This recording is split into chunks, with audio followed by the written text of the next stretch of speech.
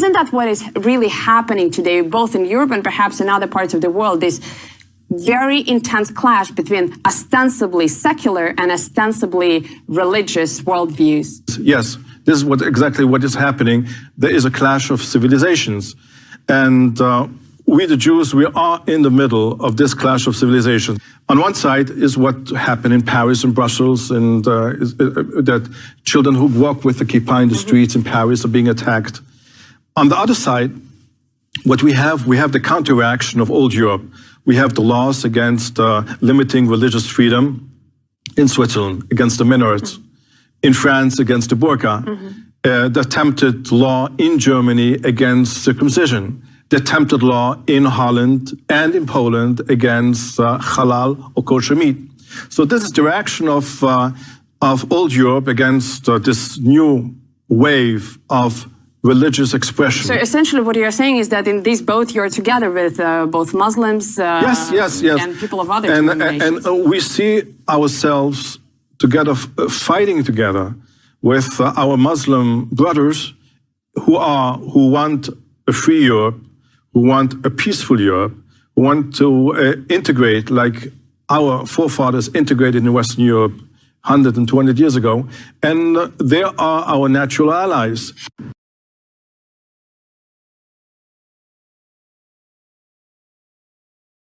The core problem is DEI, diversity, equity, and inclusion, and intersectionality. These dominate universities today, and they're the sources of anti-Semitism. Let me tell you a story about one professor.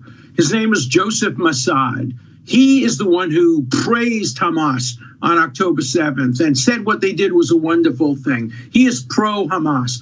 I opposed his tenure before he got tenure. I told the university that he was a third-rate academic. He had called on a Jewish student as a teacher. And when the student said and started talking, Joseph Massad, the professor, said, "You seem to have an Israeli accent. Are you Israeli?" He said, "Yes." He said, "Can't speak in my class unless you're prepared to say that Israel has committed war crimes." This is a professor. He hadn't gotten tenure yet.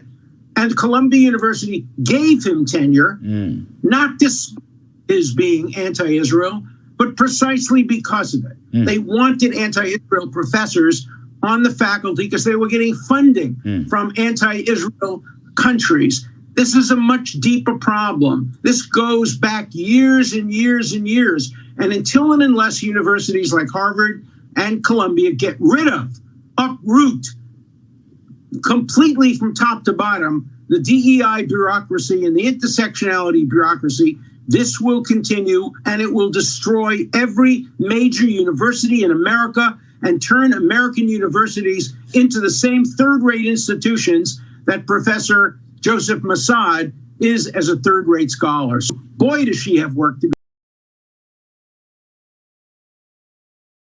do. To your point, what do you think the media is missing then in this coverage?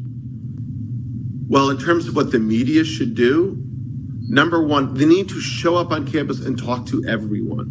There's a story today in the New York Times that seems delusional at best and ideological at worst, suggesting that the Jewish community is divided, that more Jewish students are supporting these activists than not. Like, that's not the case. The media needs to go there and talk to these students firsthand and hear their stories and see and observe. That's number one. I think number two, the media needs to start asking tough questions. Like, I think President Shafiq did the right thing in bringing on NYPD.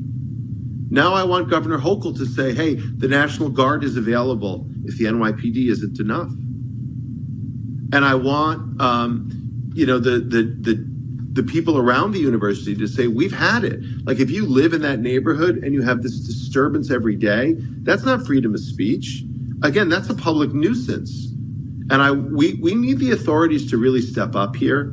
And then finally, I really want the folks who write the laws to revisit the laws around masking. Like, ADL is a free speech organization. We have fought ferociously for the First Amendment since before any of these protesters were alive, literally, since probably before their parents were alive. ADL's been at this work. And yet, freedom of speech or freedom of expression does not require you to wear a face mask totally covering your face, such that you can again intimidate and harass people with impunity.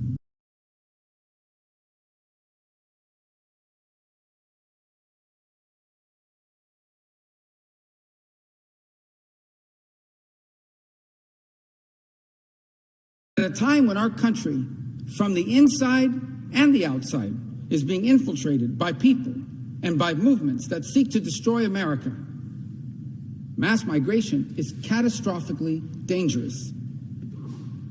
Last week, in a coordinated effort, and it was a coordinated effort, they admitted, in a coordinated effort to cause the most economic impact possible on the United States, at least until our leaders abandon Israel, that's their demand, we had pro-terrorist mobs, which is what they are. These are not protesters. These are pro-terrorist mobs, shut down traffic on an interstate highway in Oregon.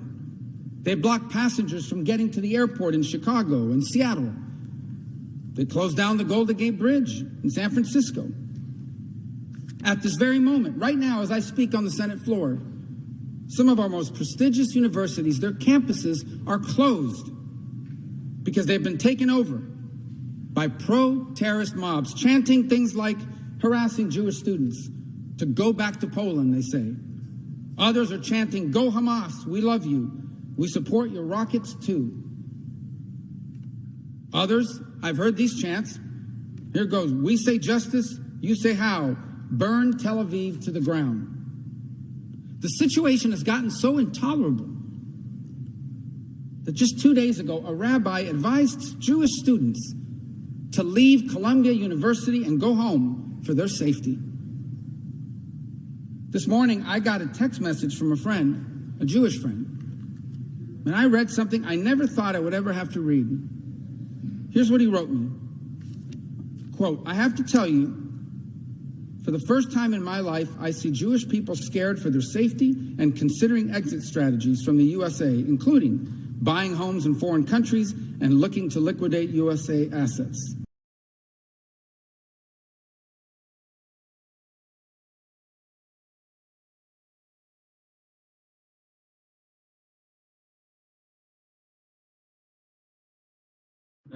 I think there's a resurgence of anti-Semitism because at this point in time, Europe has not yet learned how to be multicultural.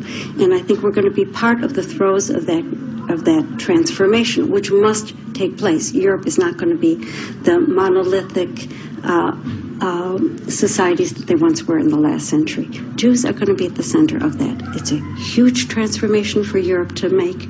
They are now going into a multicultural mode, and Jews will be resented because of our leading role. But without that leading role and without that transformation, Europe will not survive.